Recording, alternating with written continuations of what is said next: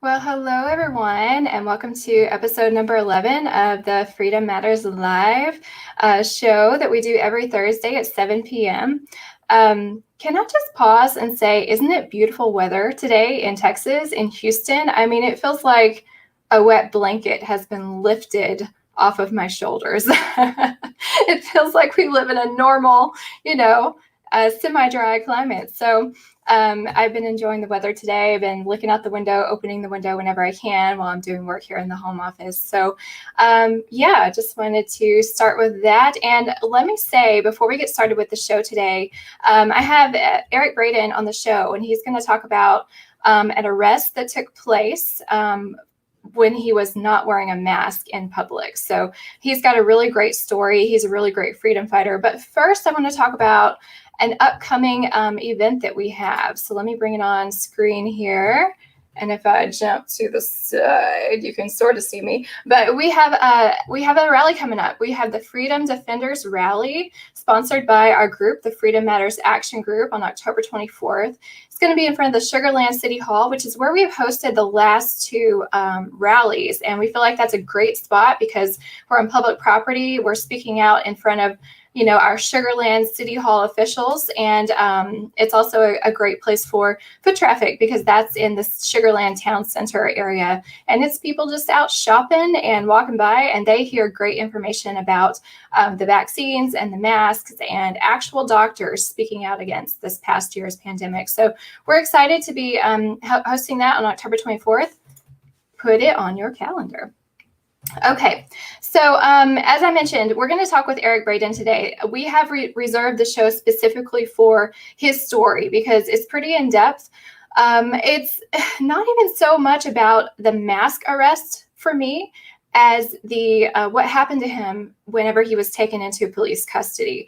It's brutal, all of the things he went through. So I am going to bring him on. If I can get it going here. Hey, Eric. How's it going? Thank you for having me, Becky. Thank you so much for coming on. I mean, whenever I talked to you this week and got your story, it was just unbelievable to hear what you went through. And we've had people in our Freedom Matters group who've gone through the same types of things. I think it's interesting that you are you're ex-military, you're very pro-police.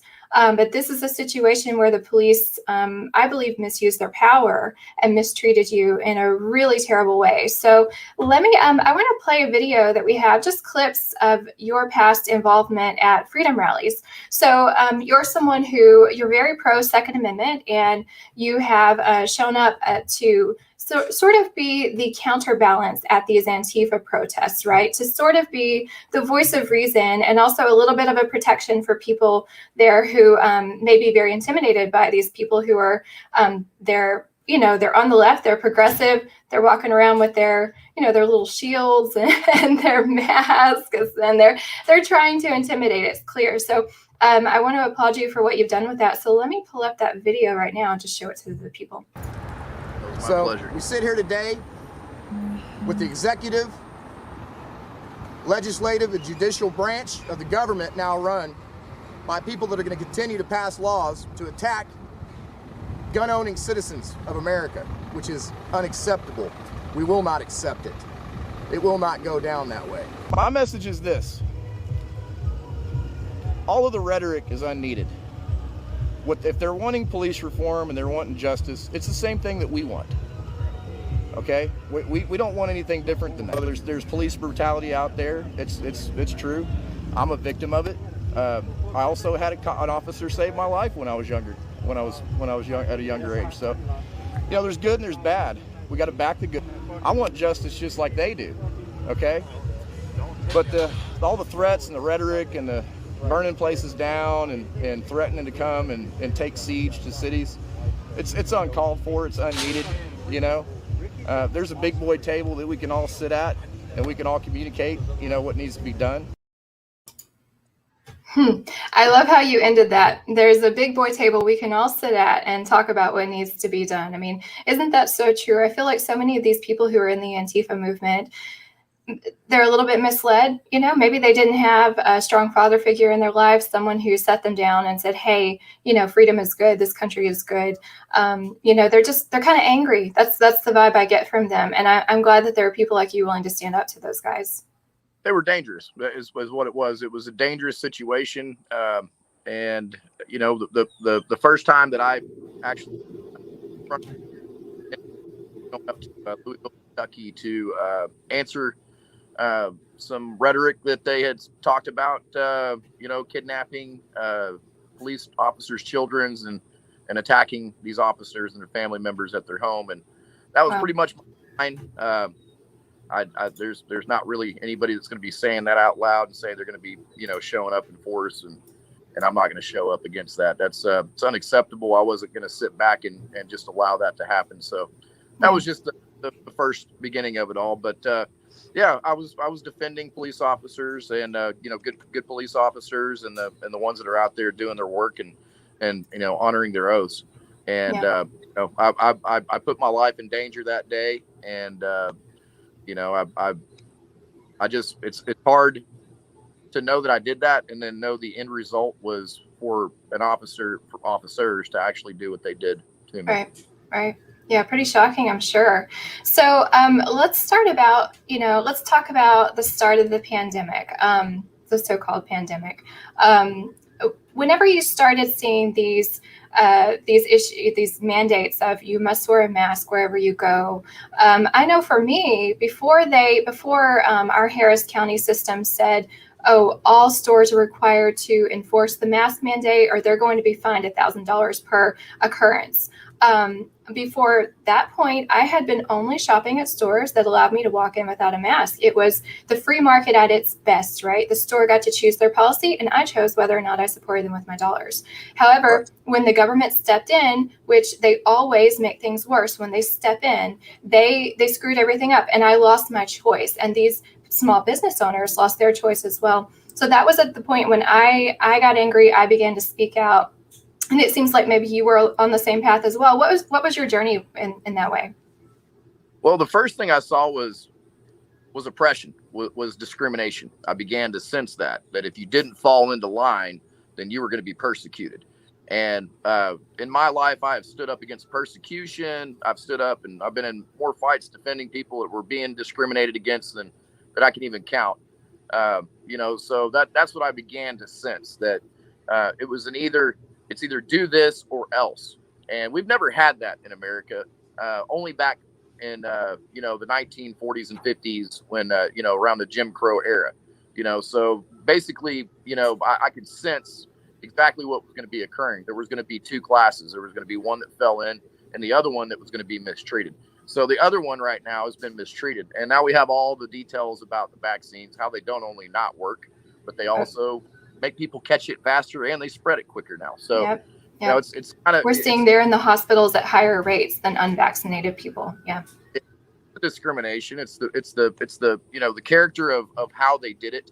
And the spirit still resonates to this very day. People still want to continue, to oppress people. They think that this little piece of paper is going to stop them from getting something that it's just not going to. It's just the facts are there, the science is there.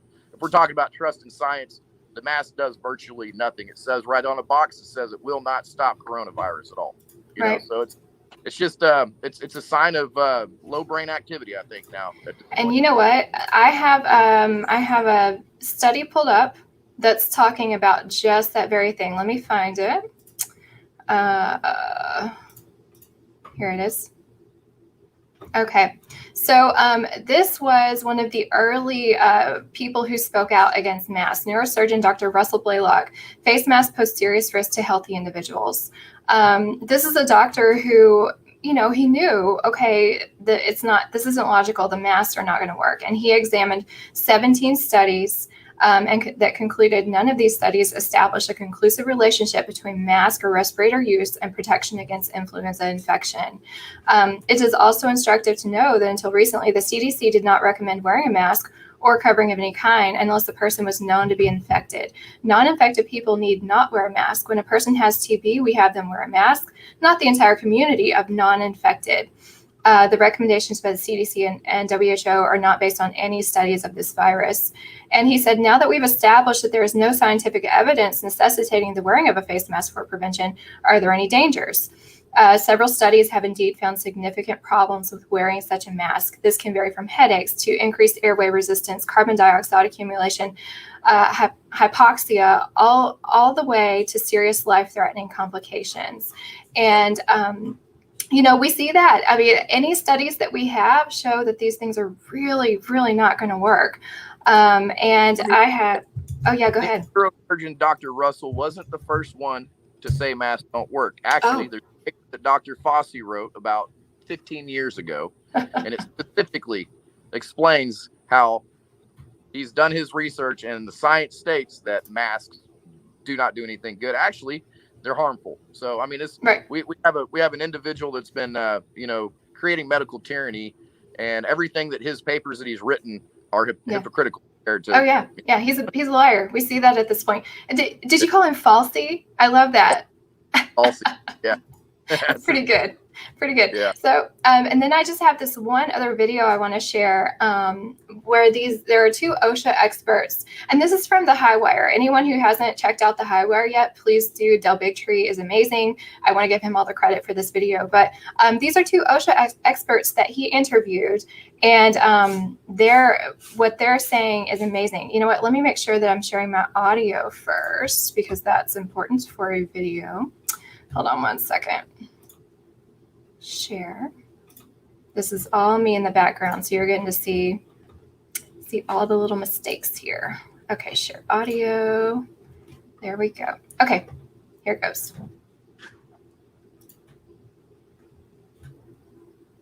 I used to work in hospitals, and I've sat on numerous infectious disease boards. And what I did is I sat and educated nurses, doctors, surgeons on how to deal with flu outbreaks, the SARS outbreak. So I knew, yes, there's something called the hierarchy of safety and controls. We have the engineering standards, there's work practices that you change. PPE is a last resort. But when you're dealing with infectious disease patients, these are not the masks that you wear. Even N95s are not fully rated to protect against a virus. These micron sizes, again, they're not rated by the National Institute of Occupational Safety and Health. They're not approved for this use. The first clinical studies were done during the SARS outbreak. Yeah. And it is here in black and white in numerous studies. And these were a multidisciplinary study. It talks about how this data from this study, that not only were these hazards to human health, they worked almost 0% of the time because of moisture, liquid diffusion, and pathogen retention. You're creating long-term health effects too. When you deprive the body of oxygen for a long period of time, it reduces immune function. It causes cancer to be able to grow and thrive, a more acidic environment, because you're increasing also the CO2, which causes hypercapnia and all of that. We have a director of OSHA saying using surgical masks as a form of personal protective equipment may lead to adverse health effects. Boom, mic drop right there. Enough said.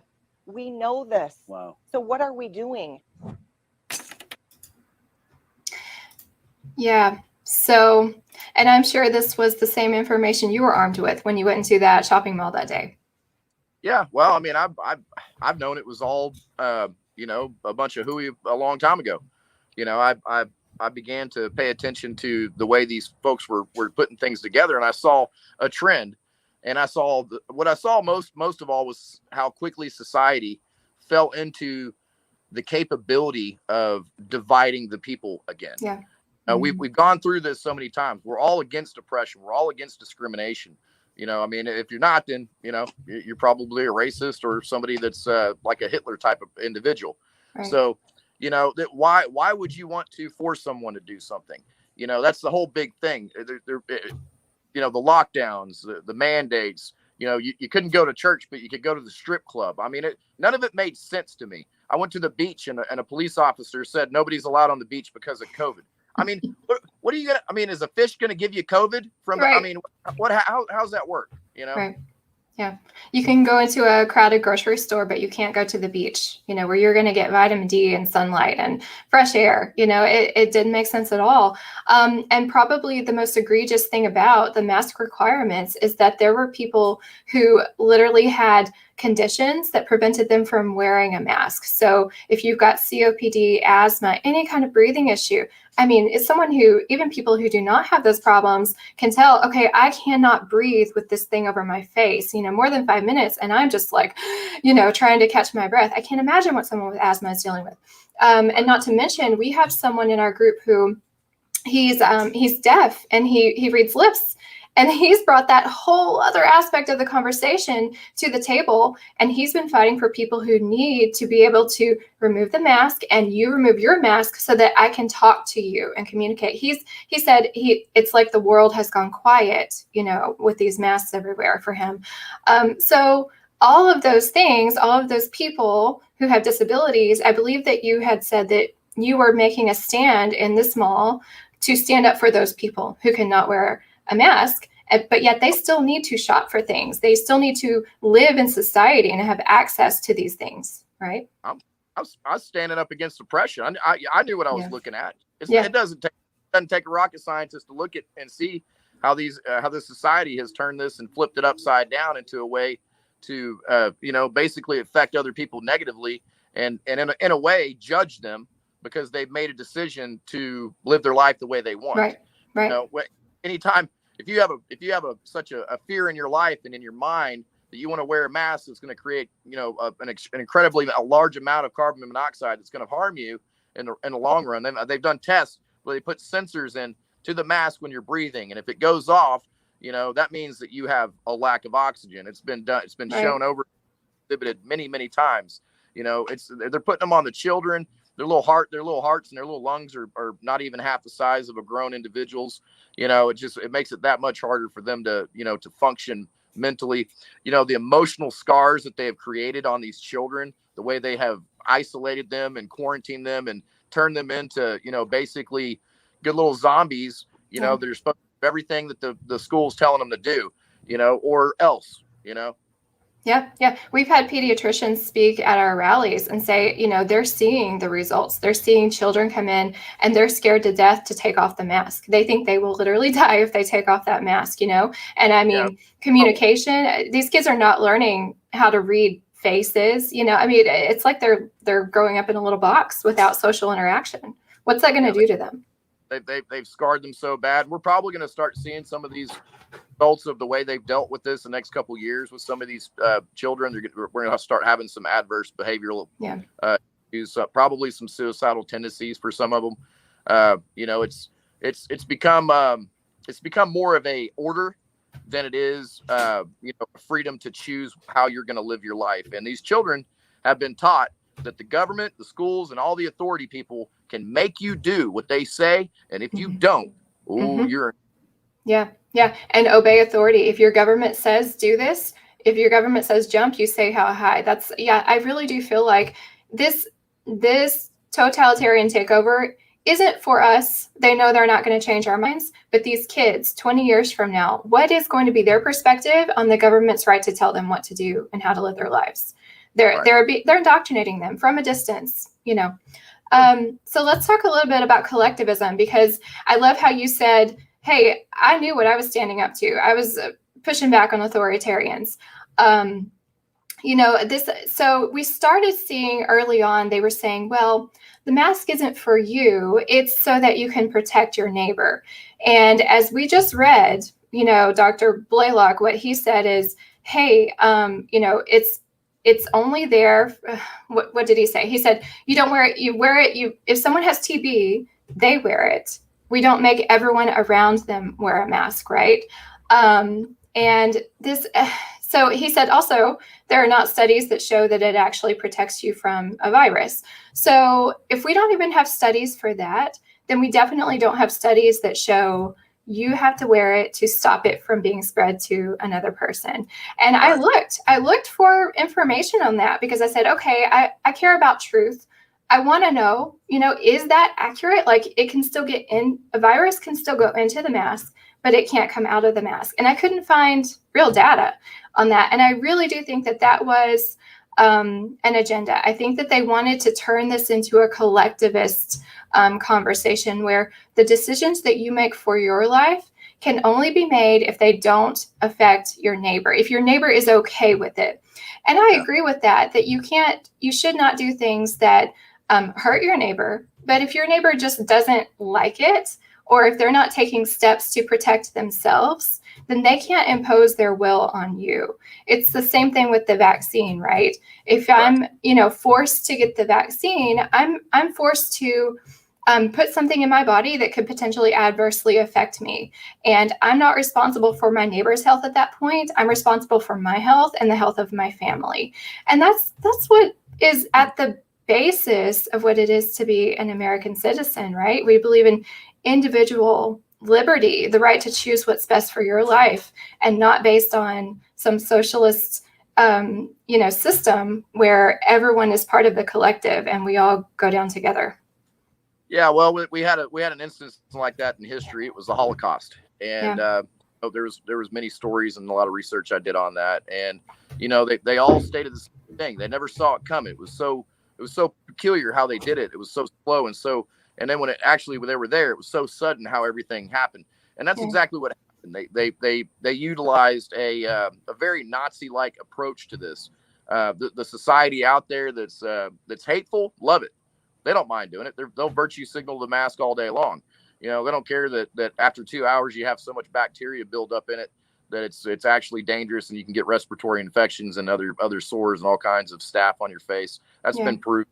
It's a very unsafe thing to do, period. Not only is it unsafe, but it's mentally, it's not good. It's not healthy mentally, oxygen wise, or emotionally or psychologically. It's just not. Right, exactly. They all they care about is the virtue signal, right? They want to walk into that store with that mask on, with 2 masks on, and show the world how much they love and they care. It's not actually based on science. So walk me through that day at the mall. How did things start off? You guys walked into the mall. I saw the video. It was just, you walked in and, we're just walking as a group, right? Yep. Walked in, just proud to be free and going into the mall into a public area, a common area, which was set up as a public space, taxed as a public space, which means that, it was not private property of any stores, any kind of way. And we weren't planning on going in any stores or anything. We were at a actual restaurant at a pretzel place for getting drinks and food where you don't have a mask on. See, magically, when you're eating food and having a drink, you can't catch COVID, evidently. So, so as long as you have eating food, you're the all food is like a vaccine. It protects you, didn't you know? Yeah. Well, now they got the mask with the holes in it where you can unzip it and eat it with the mask on. I mean, these people are ridiculous. There's a syndrome called Munchausen syndrome. Okay. And that is what we're dealing with right now. Look that up if you don't know what it means. Munchausen syndrome. Bro. Sorry about that. You got a friend. You got a buddy out there, huh? Yeah. Yeah, I got somebody. Yeah, no problem. You're good. It's ridiculous. It's the level of, cognitive failure is just unbelievable at this point. That what people are willing to, it's like, how do they rationalize in their mind? Oh, well, I had it on for 30 minutes, but I'm taking it off to eat now. And it's just like they're willingly falling into this trap of whatever craziness. So Munchausen makes it to where you have a constant it's a mental disorder. It's what we're now. We're dealing with people that have, like you said earlier, are having problem. They don't feel comfortable unless they have that mask on now. That's Munchausen. That's exactly what it is. And it's the equivalent of having a severe mental issue. Right. So things got pretty heated really fast in that mall. So I'm going to pull up the video. I just want to show a short part of the video for people where they had you on the ground. And I want to hear what you have to say after that. Let me pull this up real quick. Exclusive. There we go. Okay. Hey, that's a veteran, guys. That's a veteran.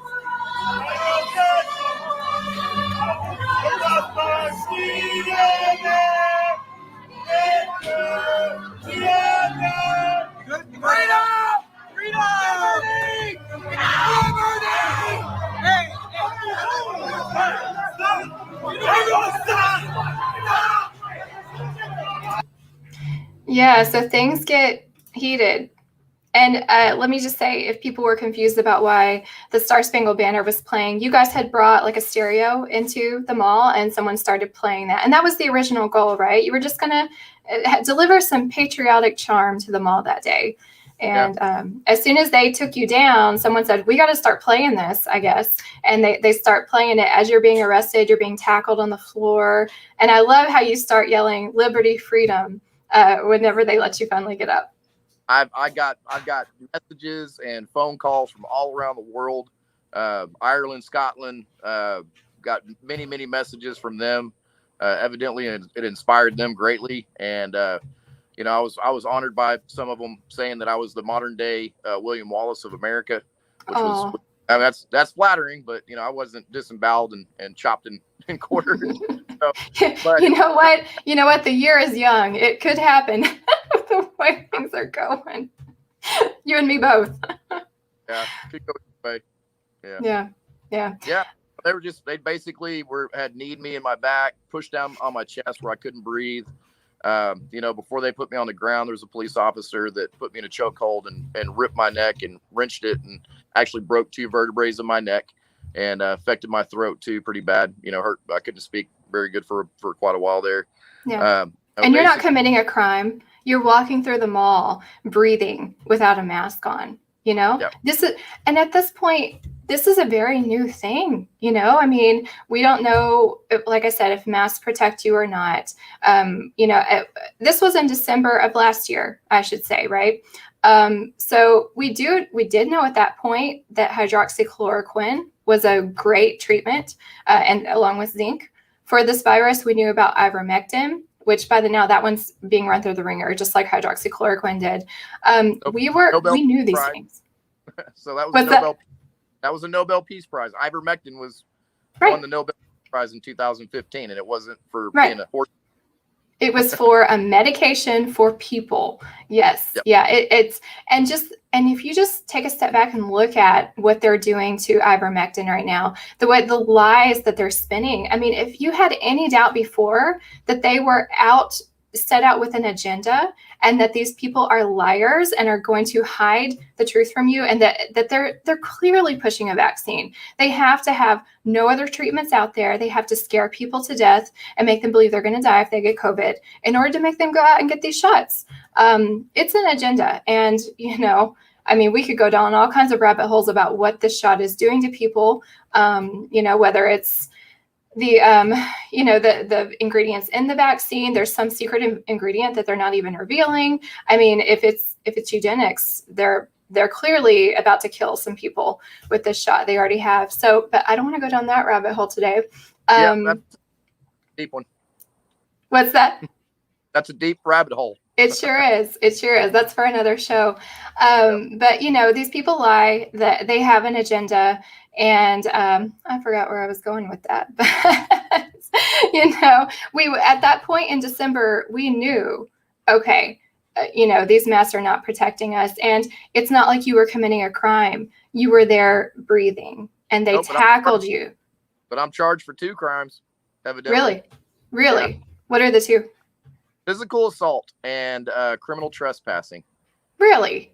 Yeah. I didn't see you assault anyone in that video. No, because I didn't touch anybody. If I did, everybody would know it. There would have been way more people in the hospital that day. Yeah, exactly. Was it a police officer that was there, or one of the mall security guards who said that you pushed him or something?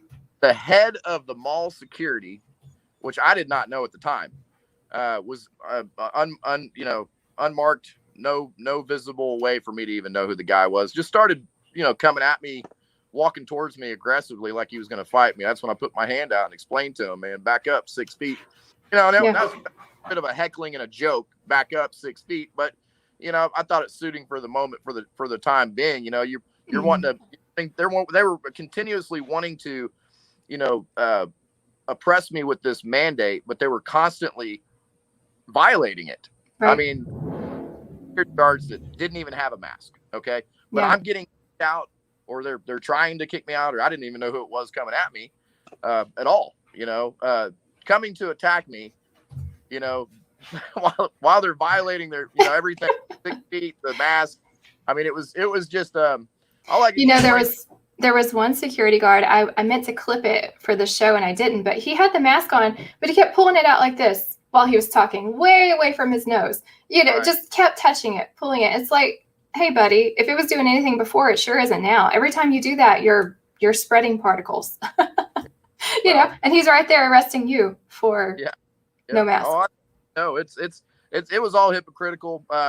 You know, for the reality of the situation, it was their moment to try to scare everybody, to let everybody know that you'll get arrested, you'll go to jail, and you'll lose money, and you'll have to go to court, and you'll have to do it. And I have to. I'm going in there. I hope they take it to trial. I don't think they will. I think it'll be dropped fairly soon. You know, but they denied me medical attention after that. I begged for that. Even the EMTs came in and, you know, didn't even ask them to take the cuffs off my shoulders so I could get them back in socket. Yeah. So you're telling them, hey, I think my shoulder's dislocated or something, and they got the handcuffs on you and won't take the handcuffs off so he can examine you. Even do it. Not even, and the EMTs didn't even, you know, request to do that. They weren't even saying we need to take the cuffs off, shoulder in. Well, you know, they're medical people, so they probably said, you know, this jerk who won't wear a mask, I don't want to treat him. Mm-hmm. Yeah, exactly. And I can't go to a doctor for the simple fact that I won't comply with the mask at all. You know, so I medical treatment. Now, if I'm not vaccinated, I can't go to the VA and get and be seen by a doctor at the VA either because I'm not vaccinated. So they've essentially stripped me of things that we earned in our service, and now we can't go, you know, enjoy what we earned because we have these oppressive, you know. As if you don't deserve it, you know. You said it, you earned it. You need to have that treatment. And hey, we have always made allowances for people who have disabilities. If you tell them, hey, I can't breathe in the mask, I have anxiety, I can't wear it, they should say, we will find a way to get you into this hospital and get you treatment because we care about you and we're here to give you treatment, the treatment that you earned by serving our country. And they're refusing that. It's not a job. It's an oath that they take. It's the Hippocratic Oath. Yeah. And when they violate that oath, they have completely, and that's the same way with police officers. If they're arresting people for these mandates and these unlawful and unconstitutional, you know, mandates and this ridiculous hypocrisy, then they're violating their oath. They are no longer a police officer of the law, of the Constitution at that point. Yeah, and I want to talk more about your treatment after you were arrested. So you did not get medical treatment, which you requested, and so then you go into, I believe you said you go into shock, right? Yeah, it was essentially a shock where I began to basically almost pass out and come to and go in and out, and you know, that was in the back of the police car, and they were going to just be taking me to jail, and you know, it was that point where the pain of and I still have my shoulders out of socket. So I'm in excruciating pain. I mean, that's absolute. I don't know if anybody's ever had their shoulders out of socket, but I had basically both of my shoulders out of socket, and I was done begging, you know, for help. And, you know, basically I had passed out and the police officer took a look at me. I remember waking up, coming to a little bit, and they were taking pictures of me. So they were actually had cameras and they were actually taking pictures of me before they even got me into the ambulance in a medical emergency. So they just took their sweet time with me. Didn't care about getting me to the hospital or anything like that, you know. And you know, it was a bad deal. It was a bad ordeal. You know, it was not good. And even in the hospital, begging for water, you know, basically I got treated like a third class citizen, worse than a third class citizen. Basically that entire time, even into the hospital. Yeah, that's sad. Yeah, they all knew what you were there for, and they decided to treat you worse than any other person who came in there. And yeah, I mean, hospitals have, you know, people being brought in all the time who've just committed a crime, you know, criminals who were in a shootout. And you would like to believe that they would treat that person the same as, you know, a 90-year-old grandma who comes in. Like you said, the Hippocratic Oath, you're there to heal people.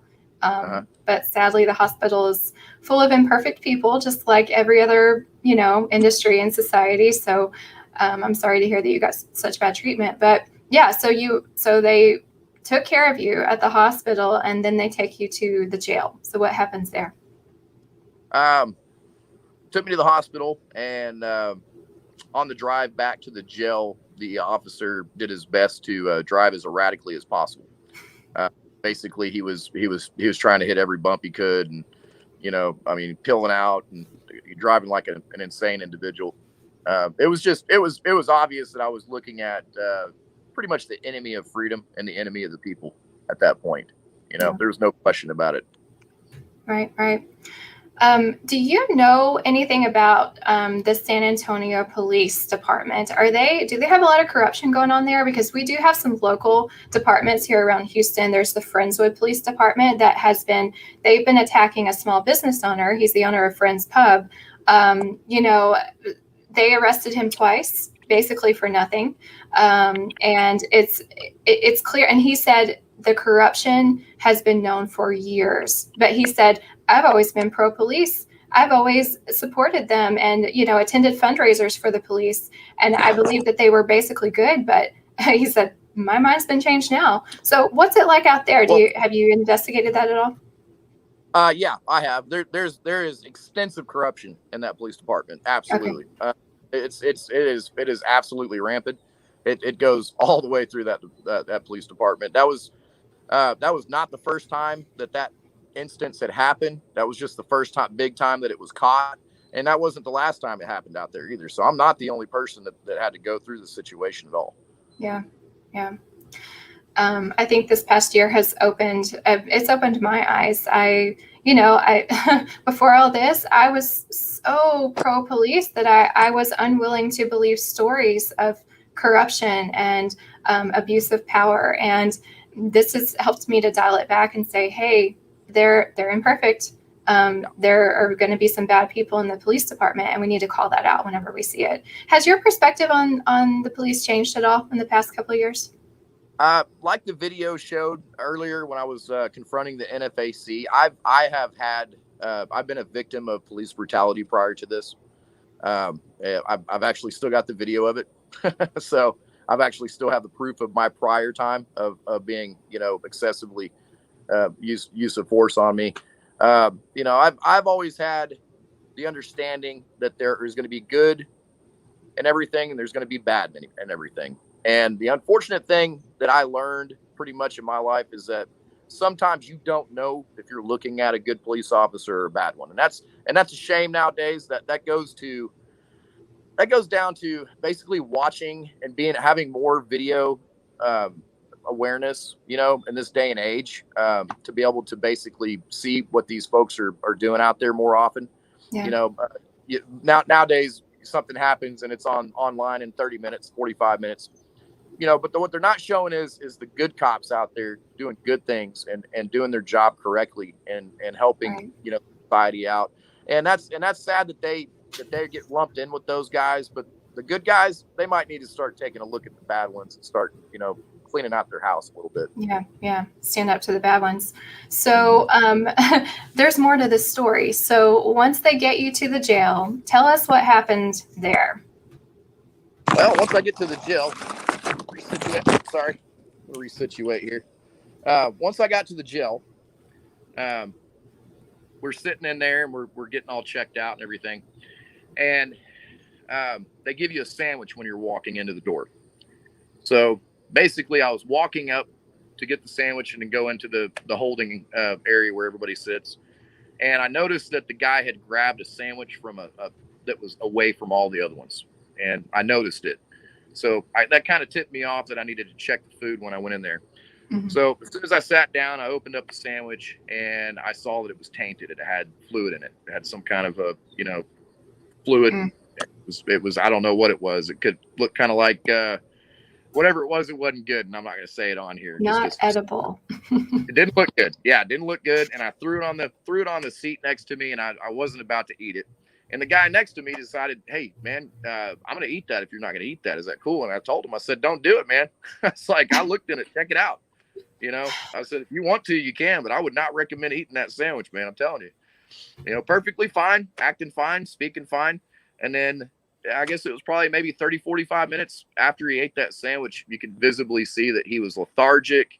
It was almost like he was drugged, He was poisoned in some kind of way because it made him sick too. He went to the bathroom and he threw up. Wow. So, I mean, I've gone from getting assaulted, unconstitutionally arrested, denied a medical service from these people, from the EMTs, the police, everybody there, basically almost, to the point of shock before they actually take me, to the hospital. And even the hospital won't even give me water. I mean, it's basically all the way up into the jail. And then now I'm watching this and I'm seeing that they have attempted to poison me. And I'm furious. I'm upset about it. There's not a whole lot I can do in there, though, And so basically, I just continue to take my mask off. They keep on telling us to put the mask on, put the mask on, put the mask on. Well, I just continue to protest it, and just kept on taking it off. But yeah, I would think I'm already in jail. What else can they do to me at this point? Yeah, well, I'll tell you what they did to me for. But there was more. Yeah, they got me up out of my chair. One individual by himself, SERT jailer, got me up out of my seat. He said, stand up. And at that time, I'm putting the mask back on because I'm doing the dance with them. And it's, what I'm doing. I'm just putting it on and then I'm taking it off right as soon as they walk away. It's my little way of protesting still. Right. And the guy physically assaults me. He slams me into a desk, into a wall, rips my shoulder that had just been injured, previously, and they had checked it out in the hospital, and very violently, just physically assaulted me right there in front of everybody, in front of the cameras, in front of all the inmates and everything, and then puts me in a cell by myself at that point. And by that point, I knew what I was looking at. It was just when it gets to that point, you're dealing with not just corruption, but pure evil. You're dealing with evil individuals that had no intention of honoring any oaths or any kind of honor whatsoever. Right. Wow. And so you're in this cell by yourself. You're in solitary confinement. Also, you're away from any potential witnesses for anything else they might choose to do to you. So are you getting nervous at this point? No, I was never nervous. I don't have any fear. I've got the Lord with me on my side all the time. I know where I'm going. The question is, where do people want to go when they get done with this life? That's the big one right there. I know where I'm going. I know what I've done. My deeds are good. The Lord's behind me and protects me. And so I have no fear, for he is with me. But I did at one moment, they did clear out the entire jail to do an intimidation, type of factor. They cleared out the jail and they had all the jailers come and right surround right in front of my actual cell. And it looked like they were actually going to try to come in there and actually do something. So I went ahead and I clicked on recording and I said, I know this is recording. I know what y'all have done. You cleared out the jail. If you come in here and assault me in any kind of capacity whatsoever, I guarantee you're going to pay for it. Every single one of you that's involved with it. And as soon as I said that, they kind of dissipated and evaporated out of the room, and all the inmates were brought back into the room again. So this was on your cell phone. You still had that at that point? No, I'm in a cell at this point in time. Yeah, Oh. I'm in a cell by myself, basically looking out the little window. Yeah. Okay. What were you recording? Or did you look up at a camera? Is that what it was? No, there's a comm system in the jails. When you hit it, it records automatically and it stays. Okay. Yeah. So that's sort of a safety feature for people in jail, I guess. Sort of an accountability feature. If you know about it, if you're smart, yeah. So. Wow, I didn't know about that. Interesting. I'll keep that locked away in case I'm ever sitting in a jail cell. Yeah, to protect yourself for future. Yeah. Okay, so they dissipate. They're like, okay, this guy's onto us. He's smarter than the average bear here, so we'll leave him alone. But so you were charged with what? Criminal trespassing, and then also now assault, I guess. Uh-oh, your audio just went out. Did you lose me? Can you? Yeah. You still got me? Okay, yes, you're back. Okay. Yeah. Sorry about that. Yeah, it was criminal trespass and physical assault, which I was doing neither one of those. Yeah. So now you're dealing with that. Yeah. So do you feel like these are going to be dismissed though? I hope it will be. And 25th. So I got the 20th and the 25th coming up next month, and that's going to be they're going to drop the case on the 20th or 25th. I don't know. Okay. I would hope they would. I would. Yeah. Yeah. Well, keep us posted on that. I'd like to hear updates and bring you back on and sort of follow this journey. I want to kind of wrap up the conversation with this discussion of, police, the cops. I have an uncle and a cousin who are both police officers. And, like I said, I have always been very pro-police, but over the past year, I've had some run-ins as well. I did something similar to what you guys did. I walked in with a group of people into Walmart without a mask, and we had the county sheriff's department called on us, and we were all issued temporary warnings, trespassing warnings. And of course, we were laughing about it. We took pictures with our little warnings and everything. But I walked away from that thinking, okay, so these officers are willing to enforce that. And then I had a similar situation where our Freedom Matters group was basically trying to educate people outside of a vaccine clinic. We were standing there with our signs, and we had little flyers that we were handing out talking about the adverse reactions that can occur with vaccines. And I walked up to the door and I was handing them out. It was there weren't many people getting vaccines shots that day. We had 2 people walk in. I got 2 flyers handed out. And then they came outside and said, "You got to leave here. This is private property." And I was ready for that because I said, this may be private property, but this is a publicly funded event. It was sponsored by Harris County, Fort Bend County, the mayor, City of Houston, mayor's office. It was on the big sign. So I said, if this is an event that's publicly funded, then I have a right to be here and hand out my materials, my information, as sort of a counterbalance. And they called police on me, and I said the same thing to them. I said, I have a right to be here because of blah, blah, blah. And you could see the wheels turning. You could see that they weren't quite sure if they had me or not. Does she have a right to be here since it's public? And, we stood there and argued for a bit, and they said, you got to leave or we're just going to arrest you. So I start to walk out of the parking lot. I'm like, okay, I'll leave. I'll go to the sidewalk.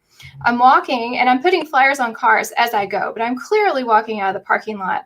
And before I knew it, they swooped in on me. And a police officer comes up behind me, slaps some handcuffs on me and says, because you didn't comply, we're now putting you under arrest.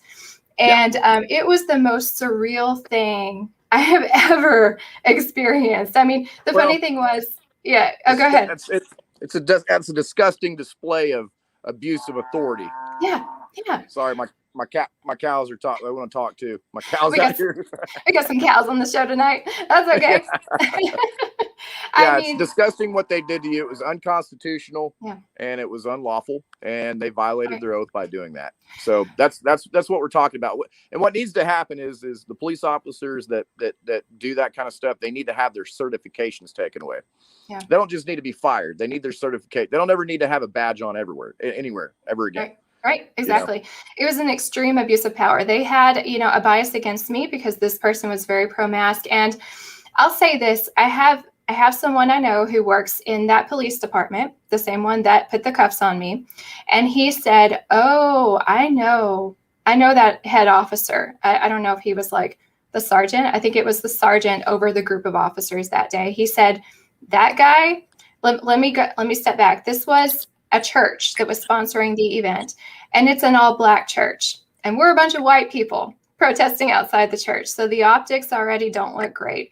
And this black sergeant was there that day, and my connection in the police department said, that guy is the biggest racist you will ever meet. He wanted to march with the Black Lives Matter parade in downtown Houston last year.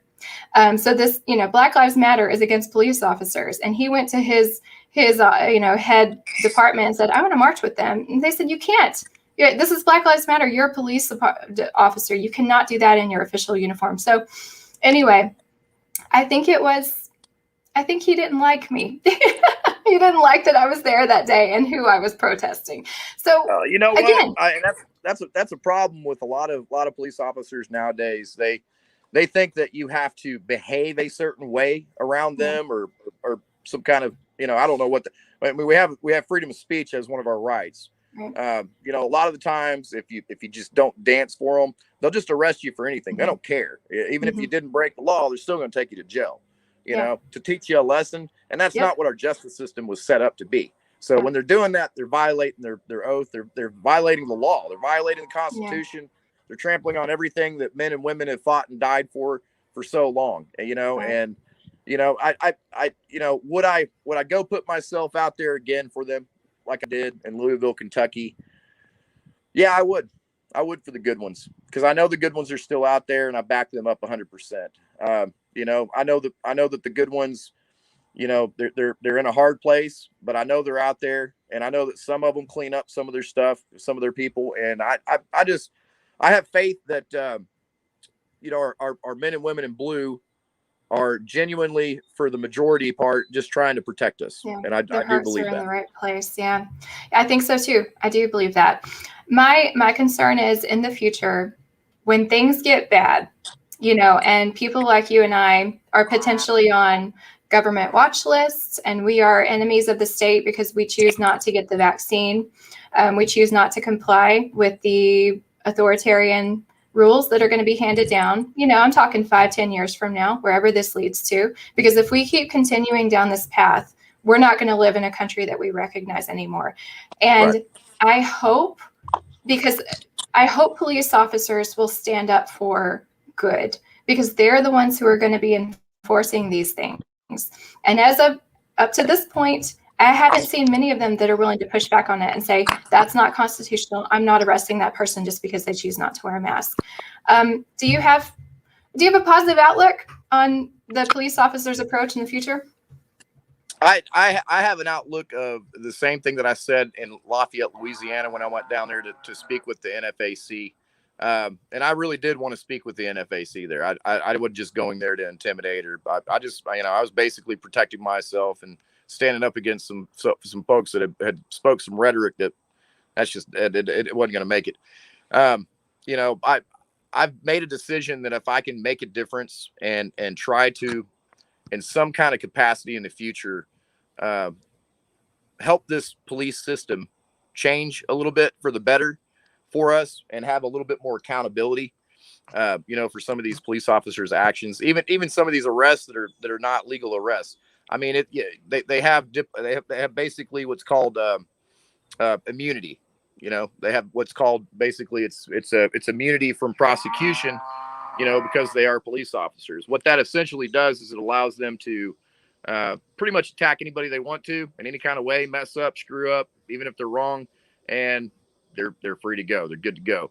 And the reality behind this situation is that it doesn't matter if you have a badge or not. If you're doing wrong, then you should be prosecuted just the same way as anybody else. They're not a higher class of human being than your average American. Some of them think that, but that's not the case.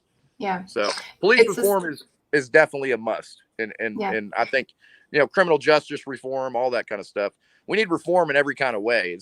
These are not isolated incidents. I mean, you know, I've spoke up many times for, you know, like a Tatiana Jefferson in Fort Worth. That was disgusting. That cop just shooting into a window in a dark room, just no telling who he was shooting. And he ended up, you know, murdering that poor woman, you know. So there's, you know, that's a moment when his immunity didn't cover him, and they took that away and they charged the gentleman. You know, I don't know if I call him a gentleman, but Bessie's talking to me still. She wants to be on screen. Yeah. So we got work to do. There's work to be done, and you know, I've seen a lot of failure in leadership for fighting for you know, the rights of the people against these mandates and lockdowns. You know, Abbott, Alan West has kind of ducked out on me. I got Don Huffines right now that's seen my video, so I'm basically sitting back waiting to see if any of these leaders actually care enough to even make a statement against what happened to me, and they haven't done so. Just doesn't mean they're not going to. But for that very reason, I'm going to be running for governor of Texas. You know, I'm wearing my blue collar shirt. I'll be running on a secession platform. It will not be a Republican or a Democrat platform, just straight up independent Texan secession. So I'm going grassroots, and I'll be running. And I'm gonna go ahead and call some of these folks out, and I'm gonna make sure that we get the, you know, if it isn't me that ends up being governor, I want to make sure we get the right one. You know, yeah. So I would don't- love I to don't- see you on the ballot. Well, yeah, I got 100 signatures already. I just need 400 more. be in the Awesome. Well, primary. send it my way. We'll get some people to sign it for you, and maybe we can have you come speak at some Freedom Matters events or something. Absolutely. I'd love that, Becky. Yeah. Awesome. Is there a way that people can follow you? I mean, if you're just get early on in your campaign, I guess you don't have a website or anything like that yet, but how can they get in touch don't with have you? anything like that. I've got Rumble right now that I'm putting videos out on. I do, different rallies, and I'll post those up there. It's General_E_333 on Rumble. And Okay. I'll have some emails and updates on Rumble that I'll be putting out too. I'm just going to type that up real quick. General_E_ what was it? 333. Okay. There we go, guys. And that's on Rumble. Yep. And I'll be doing updates. I'll have a website, and I'll have a email and everything. And we will be collecting signatures. So I need about 400 more, and I'm in the primary. Now, a little grassroots guy like me that doesn't decide to go Republican or Democrat, I don't get to go on the debate stage. So that's part of this whole situation of running for office that is not quite as fair as it should be. But yeah, that's a problem. Yep. Wow. Is there a way that you can get enough signatures to get on the stage? It's particularly for political parties, so it would have to be Democrat or Republican. So wow. independents are not welcome to be in the debates, which is insane. Yeah, that's ridiculous. so I'm fighting an impossible fight, but I'm going to do it anyway. Yeah, we'll have to drum up some interest for you off the stage online. Yep. Thank you. I appreciate that. Well, thank you so much, Eric. General E, I enjoyed chatting with you. I'm really sorry that you had to go through all this, but I mean, your experience can help enlighten other people and prepare them for what they might face down the road. I mean, they're trying to re-implement masks. Who knows, 2022 and 23, we might still be fighting this mask crap. I'll be fighting it with every single one of you. I've been fighting it from day one, standing up and getting arrested and beat up and messed with. I've got tons of videos where I've stood off people, multiple times. So I'm in the fight with you guys. Yep. Well, we love it. So we'll stay in touch. And thank you so much for joining us tonight. Thank you, Becky, for having me. I appreciate it. Okay. You have a good night.